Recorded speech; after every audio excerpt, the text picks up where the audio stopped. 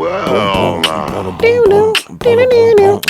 Say, look at this. I've been cleaning out my nest, and I found an old book.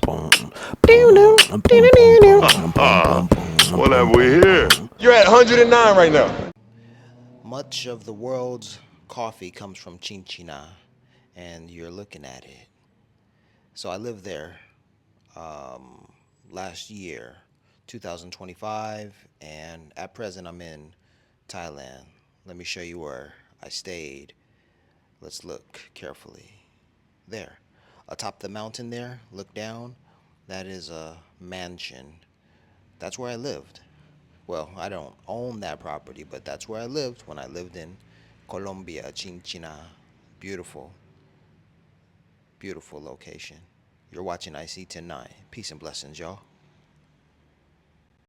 October 9th. That's where it starts. You see, it's the same old thing.